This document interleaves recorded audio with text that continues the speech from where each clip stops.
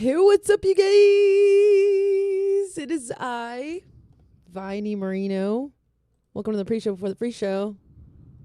Greg Tepper is right in front of me. Darn there sure he is. am. Camera's a little yeah, wonky. a little okay. wonky. It's all fine. right. We'll get it fixed. Hello, everybody. Welcome into the pre-show before the free show. I'm Greg. That's V&A. My brain is a thick, chunky sludge at the moment because of magazine. I don't know if you know this. You probably don't because you're not me. We send the 2026 summer edition of Dave Campbell's Texas Football to press on Friday. This Friday. As in like 5 days from now. Terrifyingly close to deadline.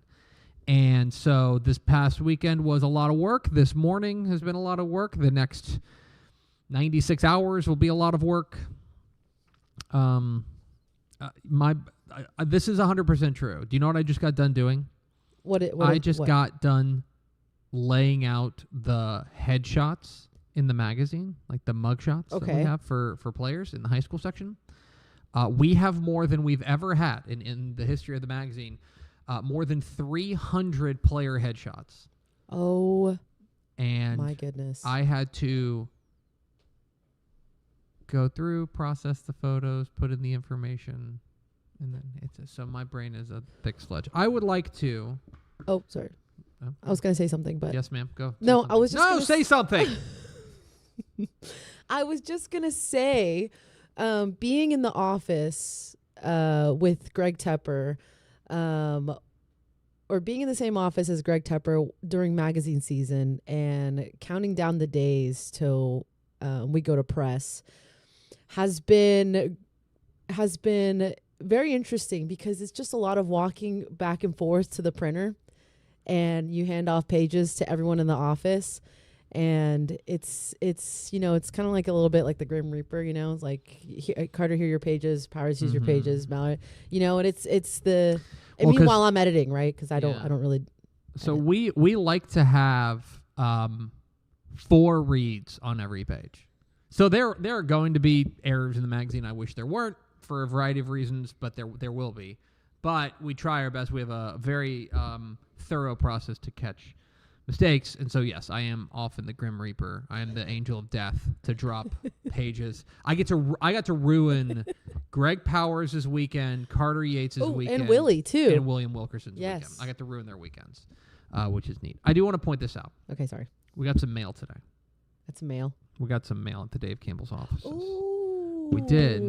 This is a first. Wait, you have a Dave cam if you want to put it in front of or next to Dave.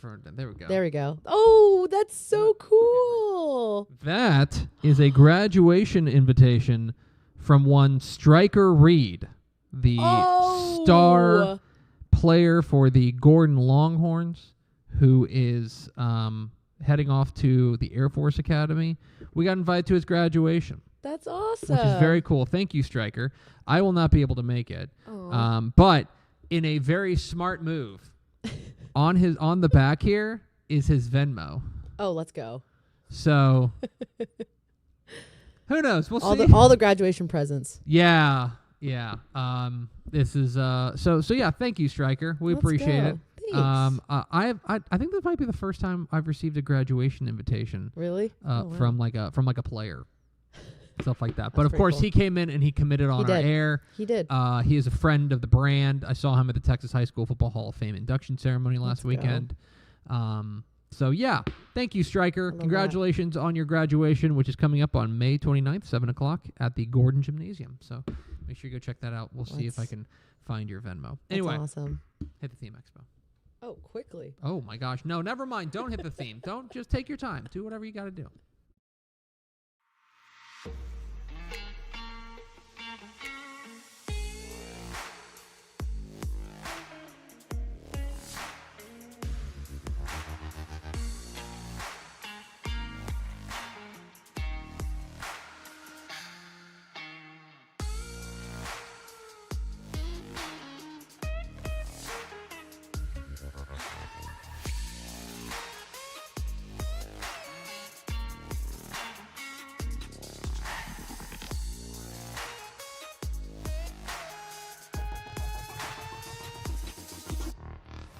Yes, y'all. From the Dave Campbell's Texas Football Mothership here in beautiful Lewisville, Texas, it is Texas Football Today, a show with graduation fever, senioritis. My name's Greg Tepper.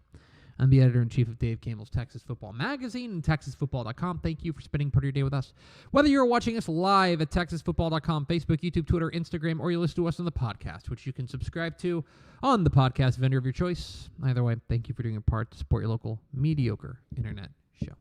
I am sitting over there at the helm today, pulling all the levers, twisting all the knobs, pushing all the buttons, sliding all the sliders, turning all the wheels. Laughing. Giggling when she's got nothing to giggle about. It's Vianney Moreno. Hi, Vianney Moreno. Hi, guys. Senioritis. Do you have senioritis right now? This is the I've said this before. This does feel like the magazine that's going to kill me. This feels like the one that's going to kill me. You say this. I feel like you do. I've been here about 3 years now. Known you 3 years. And you say this every time. So I can't imagine the other times you've said this. I think this is the one that's going to kill me. Today is Monday, May 18th, 2026. It is a mere, click on the link here, 192 days till Thanksgiving. Happy belated birthday to our friend Gavin Moritz. Happy birthday today to... Oh, I have a birthday very close to me. That is today. And here with a breaking news announcement is... It's my brother's birthday today. Whoa, Raul Jr.? Yes. RJ? Raul Jr., RJ. RJ. He turns a fabulous 32 years old. Happy birthday, RJ. My second favorite Raul He's technically Moreno. the third. He is the third. Oh, is he? Yeah. Wait. So your dad is RJ? Technically my dad is Junior, yeah. Okay. Mm-hmm. R3. So, R3. Okay. Well, I've never... R3. Yeah. Haven't met your grandfather. He has passed. He has passed away, Yes. so I won't meet your grandfather, unfortunately. That's okay. I have met Raul Jr. Yeah. I have not met Raul the Third. He's a cool dad. He's a pretty cool guy. I don't think you have. No, I haven't. You've had the chances to meet him at my 25th, but you were not there. Yeah, I was unavailable that day. But I will tell you, he's my second favorite Raul Moreno. I'll tell you that much. It's episode 1937. On today's show, folks, we got some headlines from across the state of Texas, including a flurry of coaching changes late in the game and some pretty high-profile ones. We'll talk about that. And then back half of the show, Matt Stepp was on the road and caught up with the head coach of the LaPorte Bulldogs, Coach Kevin Bernathy. We will hear from him coming up here at the back half of the program if you stick around with us for your health. Do we have first four through the door? For our health, we have Bradley Blaine, who is watching from Granger, Texas. Rod Jarman, Tony Blaylock. Go Lions. Matthew Stepp. I'm your biggest fan. Matt Stepp's coming in later today to do a podcast with the two of us. Oh, a podcast? We're going to do Tep and Stepp today. Nerds. Nerd alert. It's our final off-season edition. Nerds. Because the June edition is 7-on-7 preview, so it's like plenty of stuff to talk about. July edition is live from coaching school. Plenty of stuff to talk about. Yes. This preview season. Y'all gonna cook. This one though, May is dredging the depths of content. I'm excited. Anyway, stick around for that. All right, Viney, let's get some headlines from across the state of Texas. We will start with some coaching changes, and specifically start in Decatur. Decatur has been looking for a new head coach ever since Steve Huff announced his move to, he's taken over at a school in Oklahoma. We talked about that. We think he's retiring here in the state of Texas and then going up to Oklahoma and doing the double dip, which, hey, good financial move. So Decatur's been looking for a new head coach, and they have found one, and it is a really intriguing hire. They have hired Glen Rose head coach Cliff Watkins to be their next head coach. Cliff Watkins has been at Glen Rose for a hot minute here. But this is a pretty local move. Those two towns are not all too far apart. But in the last 10 seasons, the last couple of years, he has had Glen Rose cooking. Okay, 2022 and 2023, they went to the state semifinals, their first ever regional titles. 5 seasons of 10 wins or more. guided them to 4 other regional semifinal appearances, 10 straight district championships. He went 46-0 in district play at Glen Rose. 46-0. This is a hell of a hire for Decatur. This is a hell of a get, because I think Cliff Watkins, what he's done at Glen Rose past couple of years, we've talked about it on various shows. That has been a program that has very quietly been one of the most consistently excellent programs in Texas high school football. And a lot of that, I think, comes down to what Cliff Watkins was able to do. He is the new head coach of the Decatur Eagles, which, by the way, now opens up a really intriguing job at Glen Rose. A little bit of late movement here in the 4A ranks, but a huge, huge move there as Decatur has hired Cliff Watkins to be their next head coach. One of the jobs we had our eye on all year long, or since it came open recently, has been Canyon West Plains. Now, I don't want to pat myself on the back, but this is me patting myself on the back, because Oh my goodness. I mentioned that when Adam Cummings got promoted to an admin role within Canyon ISD, I think he's assistant athletic director, when he got moved into an admin role, which opened up the head football coaching job at Canyon West Plains, I said, this screams internal hire. This is singing internal hire the whole way through, because this is late in the game, and the program is going really well, and Canyon ISD made this hire voluntarily. They didn't have to hire Adam Cummings to be in the admin role. It's not like Adam Cummings left to go somewhere else, right? If he had left to go somewhere else and they were kind of caught by surprise, then maybe they would have opened this up. But instead, I sat here, go run back the tape. I sat here and I said, Canyon West Plains feels internal. And sure enough, they have promoted their assistant head coach, Jeff Lofton, to be their next head coach. Sure enough. So I think we'll all remember this at the time I was right. But also, this is a great hire, because Jeff Lofton's a guy who's got head coaching chops himself. He was the head coach, you may remember, the head coach at Idalou from 2013 to 2021. And by the way, was really good, 73-33 during those 9 years as a head coach of the Wildcats. So he's got head coaching chops. He knows the program. He knows the school district. He knows his boss. Well, one of his bosses. I think this is a great hire. And it makes a lot of sense. And again, we'll all remember this is the time that I was right. Let's talk about a time I was wrong. Yes. Because this, I think, came a little bit out of left field. One of the jobs we've had our eye on is Palestine Westwood, for a couple of reasons. One is that it's a pretty good job. Two is that it was kind of getting long in the tooth and late in the season for them to be looking for a new head coach. And three, well, if you get to be the head coach at Palestine Westwood, you get to be the head coach for Kavian Bryant, the outstanding superstar quarterback out there for the Panthers. Well, they have found their new head coach, and it is a name that, I don't know, I'll have to ask Matt Stepp on Tep and Step later today if this is on his radar. They have hired Brazoswood defensive coordinator Randy Pippin to be their next head coach. And Randy Pippin is a guy who I think is he's from Dallas. He's, of course, most recently been the Brazoswood defensive coordinator.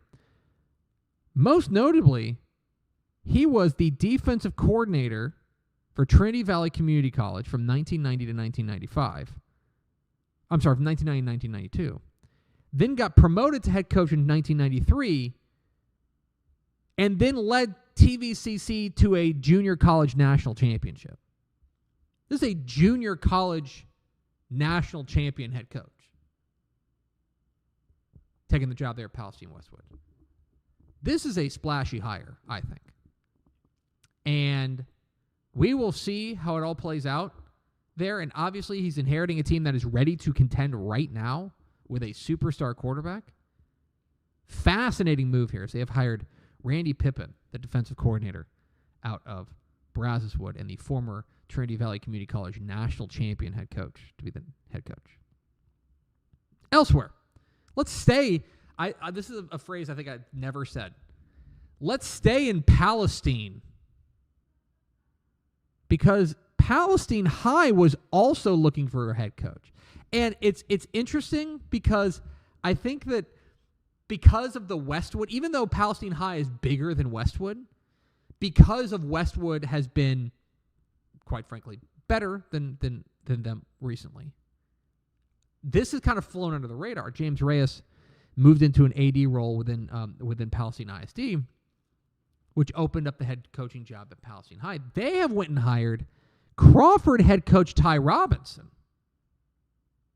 Now, this is fascinating because you may remember Ty Robinson. If you, respectfully, if you missed the Ty Robinson tenure at Crawford, I can't necessarily blame you. Ty Robinson was the head coach of the Pirates this past year and did a darn good job, which shouldn't be surprising. He's a really good coach. They went 10-2. Did fantastic. The year before that, he led Woodville to the state championship game in 2024. Now he's on to Palestine, so this will be his third coaching job in 3 years. It'll also be the third head coach for Crawford in 3 years, as Ty Robinson is going to be the new head coach there at Palestine. It's a move back east, which makes sense. Fascinating move this late in the game. And now Crawford is open again in May. Really interesting stuff there. But Palestine has hired Ty Robinson to be their next head coach. Let's talk about Lamesa. Lamesa has made a hire. You may remember the Golden Tornadoes have been looking for a new head coach ever since Efren Ramos left to go take over at Sherman. Remember, he went from 3A to 5A. We talked at length about what a really fascinating hire that was, but what one I thought inspired hire was for Sherman. They have promoted, or they have hired Carrollton. Lamesa has hired the Carrollton Creekview defensive coordinator Gabe Smallwood to be their next head coach. Lamesa has hired Carrollton Creekview defensive coordinator Gabe Smallwood to be their next head coach. Let's talk about Round Rock McNeil, and I want to tread lightly around this. Round Rock McNeil's had a hell of an offseason. You may remember that they were looking for a new head coach after their head coach, Scott Hermes, left after 6 seasons to take over at Leander Glen. Okay? They're looking for a new head coach. They went and hired Arlington Bowie offensive coordinator Jonathan Cruz back in March. Should be done and dusted.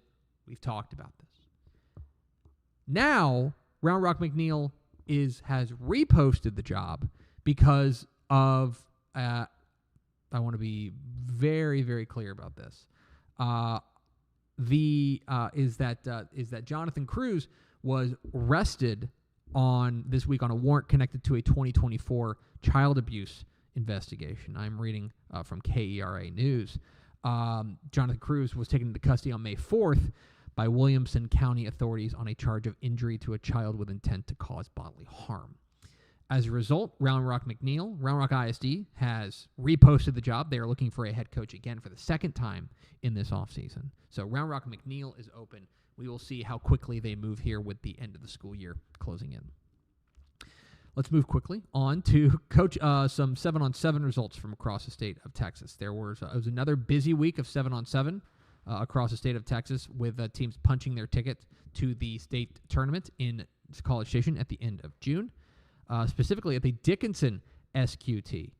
It was Dickinson advancing with their win over Clear Falls, and Beaumont Westbrook punches their ticket to College Station out of the Dickinson SQT. At the Lake Travis SQT, state qualifying tournament, Lake Travis won their own tournament, little home field advantage there, but the Cavs get the win there back into the state 7-on-7 tournament, one of the most decorated 7-on-7 programs in the state. Bastrop, Weston Nielsen and company heading back there. They beat Austin Westlake in the state qualifying round to make it to College Station. At the Allen State qualifying tournament, it was Argyle getting in, so we'll get to see Julian Caldwell and company down there in College Station. Argyle Liberty Christian made it as well, so Cooper Witten's coming to College Station. And Frisco High, the mighty Raccoons, The Pride, Carter Yates' alma mater, they are heading to College Station with out of the Allen SQT.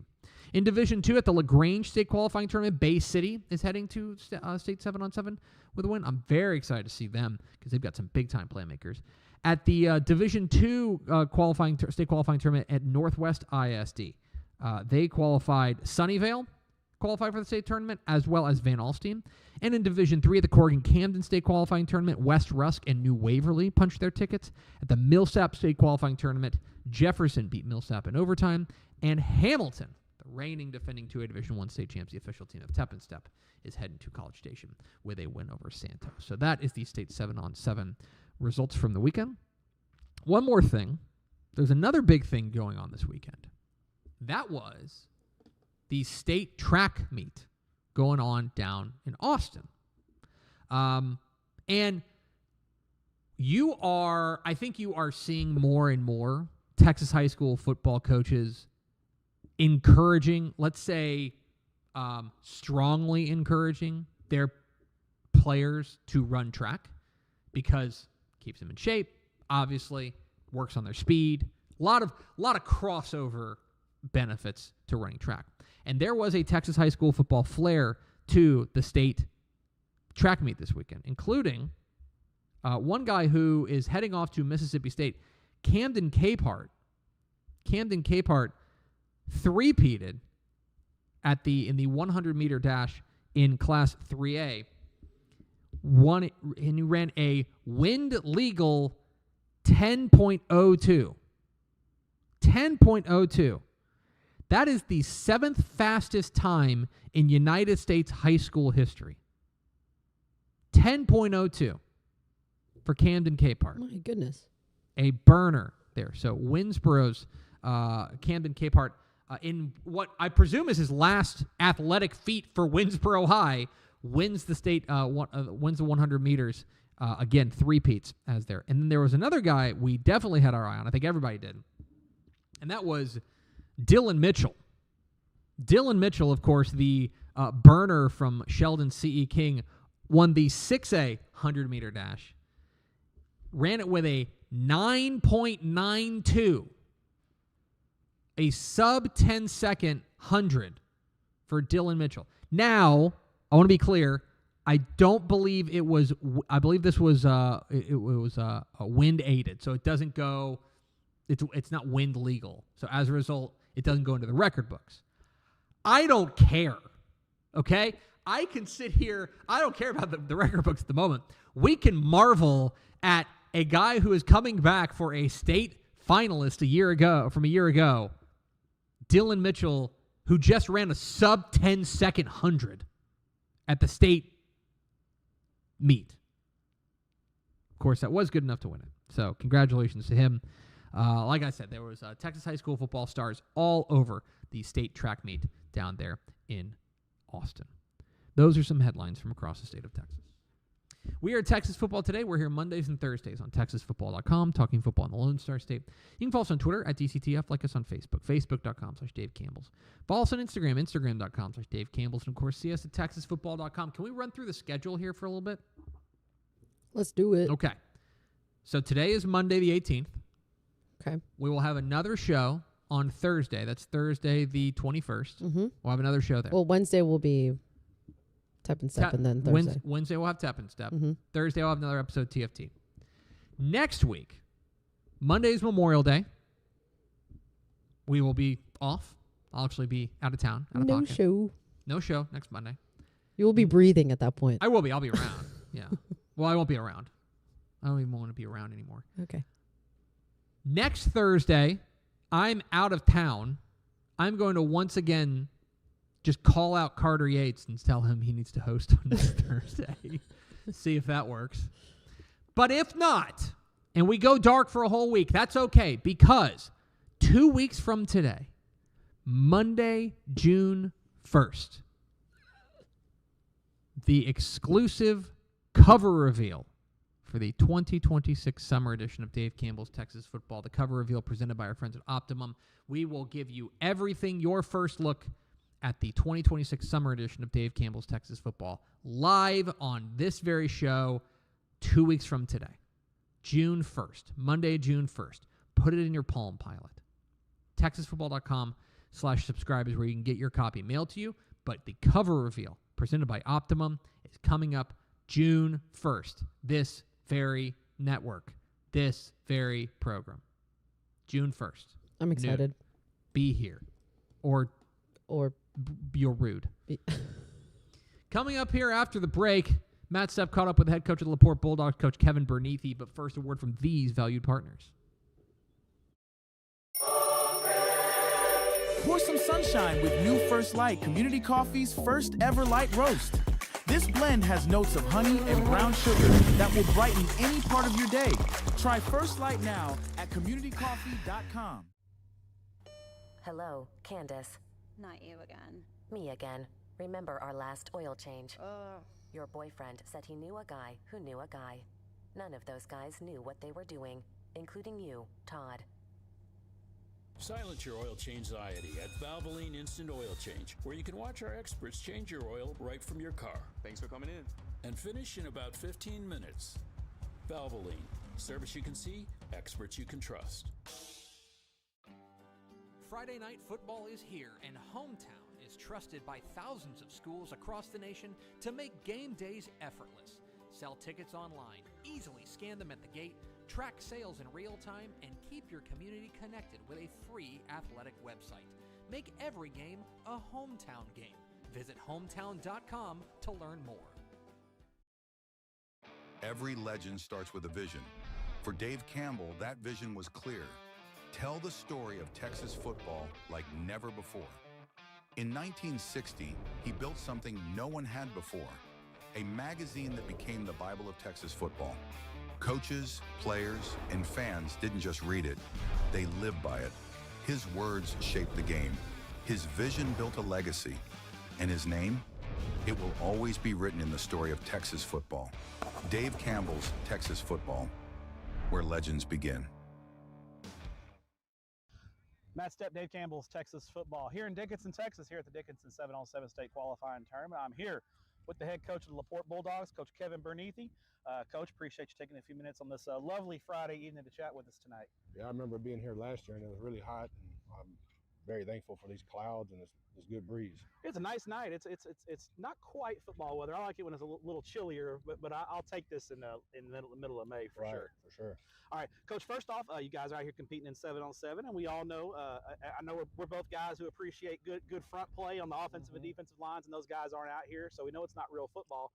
But I think there's some things you can take from it and things you want to see from your guys. So tell us what you're looking for from your guys as they compete today. Yeah, just typical like off-season stuff, being able to handle adversity, compete when it's hard, being able to keep playing when things aren't looking good, and just can be competitive and have a good time. That's what I believe 7-on-7 is. There you go.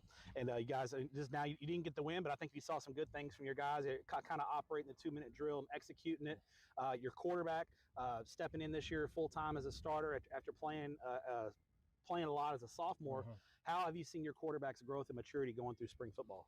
Yeah, Josh is going to be a big-time player. He's really smart. He he's a quarterback.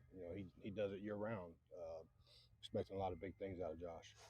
When you have a quarterback that that can operate the offense and get you into the right systems, it's got to be comforting as a coach just to know that, because you can't be out there on the field with him, so he's kind of an extension of you in a lot of ways in that huddle, isn't he? Yeah, and me and Josh meet a lot. We talk about what we're going to do throughout the week, and we always say that the quarterback's the extension of the head coach, and we walk hand in hand with this thing. And that's just one part of. I feel like we talked about it off camera, but on paper, looking at you guys going into 2026, I feel like your group of skill position players, on paper, has a chance to be one of the best in school history. And then there's been a long line of great players that have come through this LaPorte program over the years, and that says a lot. What do they have to do to live up to that? Because it's just on paper. They got to do it on Friday night. What do those guys have to do to live up to that standard? Play every down hard, no matter the situation. Up, play hard. Down, play hard, and have each other's back. I think that's the biggest thing. And play unselfishly and understand we do have some talented players. And one game it might be one player, and the next game it might be the other player that gets it done. and just understanding that every game might not be my game, but the next game might be my game. So we're looking forward to having a lot of good playmakers, especially on offense, and it should be a fun season. What are some areas, maybe, we know the skill spots look to be talented, but what are some areas where this spring you were looking at, you and your coaching staff are looking at close to see if some young guys can maybe win some position battles that are up for grabs? We lost some good offensive linemen. We lost 2 good tackles. So, I mean, we do have a really good tight end back that just committed to Pitt. Yeah, 4-year starter, right? Yeah. I remember him as a freshman, and I was like, that kid, as a freshman, was out there pancaking people. Yeah, so just shoring up the offensive line, which I thought they had a good spring. I think our defensive line is pretty good. And then defensively, our linebackers and our secondary taking a step forward, which was kind of a weakness for us last year. Number one thing about spring, did you get out of it healthy? We did, yeah. We're very proud of the health. We got out pretty healthy and got a lot of good reps. All right, now, first we're talking off camera now. Now this summer, it's gonna be a busy summer for you personally. You got coaching school in Houston this year. I know you're excited about that. Right. And then you're telling me you and the lovely Mrs. Bernathy are taking a vacation to Europe. Tell us about that. Where are you guys headed? Yeah, so we're gonna fly to Barcelona and spend 3 nights in Barcelona. Then we're getting on a 10-night Greek island Mediterranean cruise. Okay. And then we'll get off in Rome and spend 3 nights in Rome and then come home. Okay. Are you gonna be on a boat for 10 days? For 10 nights. You get seasick, or are you pretty good? You grew up on the coast, so you're a Galveston boy. So me and my wife, we go on cruises a lot. We enjoy them. We think you get to see a lot more for your buck when you do that. So when we got the opportunity, knowing that we were going to get on in Barcelona and get off in Rome, we're like, well, we got to see those places too. So you brushing up on your Spanish and your Italian at all, or? That's what I got an iPhone for. There you go. Now, Coach, we'll talk about coaching school at the end, because that's in Houston this year, and that's always a good time. Looking back at last year, and I wanted to ask you this, probably not the most fun conversation, but you guys in the first round of the playoffs, you drop a heartbreaker to Pflugerville, a really good Pflugerville Weiss team, by the way. Right. First, give those guys credit. They're a heck of a ball club. When you lose a heartbreaker in the playoffs like that, what's your philosophy when you enter off season? I know some coaches kind of like to bring it up all the time and kind of hold that carrot out as motivation. There's other coaches that are more like, hey, we flush it and we move on. Right. What was your philosophy with your guys this offseason? Because I know it's something that you want to learn from, but obviously you is it something you harp on, or do you just kind of move on and look past it? No, I think everything teaches you something. I think some key things that I learned from it is we've got to finish everything we do. I mean, we had a big lead. But we played a really good team, and they had a lot of good skill players and things of that nature, and they came back and beat us. One big thing that I think I learned, we had a pretty good offense last year. We scored a lot of points. We didn't put ourselves in a lot of situations, special teams wise, throughout the season that were like cutthroat situations. So we had a punt that got blocked, and I think those are the lessons you learn. I don't really harp on the game per se, but the little things that can make us better so it doesn't get us again. Okay. And then looking ahead in 2026, your non-district schedule, you never shy away from good competition. Tell us who you guys have lined up in non-district before you enter into a tough District 9 5A Division 1. Yeah, we're gonna scrimmage Pasadena Dobie, and then we're gonna play Fort Ben Crawford, who's an ultra talented team. Yeah. And then we're gonna play our rival Deer Park. Okay. And then we'll is the Deer Park game week 3 this year? It's week 2. Oh, week 2. Okay. Yeah. And then we'll start our district schedule. 9-team district, right? Right. Yeah. How do you? When is your bye week? Oh, somewhere in the middle. Okay, so you lucked out. Yeah. Is that always when you get your packet at realignment and you see that you're in a 9-team district? Is that kind of like you worried about drawing that week 10 or week 11 bye? Is that something you worry about? Yeah, I mean, I've had the week 11 bye before. I'm not a big fan of it, but also I've also been a bye week and going into it not a district champ, and then by the end of the night I was a district champ. So I mean, I guess I don't like it going into the playoffs though, like because we played really good team that year, Lancaster. Yeah. And I felt like not trying to take anything from them because they were all talented, Kyron, Lacey, and all them guys, and we just were a little rusty, I think, in that game after that bye week because we hadn't had to deal with that all year. Sure. All right, final question for you. When coaching school, it kind of rotates between San Antonio and Houston. I know you're a regular at coaching school. Tell us, what do you look forward to the most when coaching school is in Houston? like it is this year? Yeah.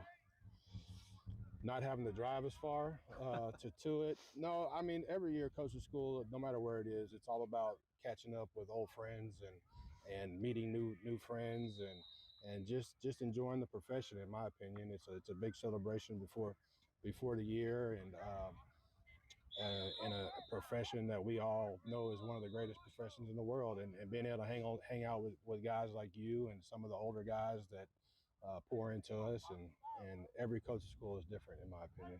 And then spending time with my coaching staff is there you go. Important. And everybody's undefeated at coaching school, so everyone's in a good mood, right? Yeah. There you go. Yeah. Larry is head coach Kevin Bernathy of the LaPorte Bulldogs. Looking forward to a good 2026 season. Appreciate you taking a few minutes to chat with us, and good luck in 2026. Yeah, appreciate it. Appreciate you, Coach. Yeah. There he is, Kevin Bernathy, head coach of the LaPorte Bulldogs. Caught up with Matt Stepp down there in southeast Texas. We appreciate him taking some time with us. Let's go over to Vianney Moreno for America's second favorite segment, Final Thoughts. You really do get a snoot full of me. Yes? What are you giggling about? Sorry, I wasn't tracking my audio, so nobody heard my giggling.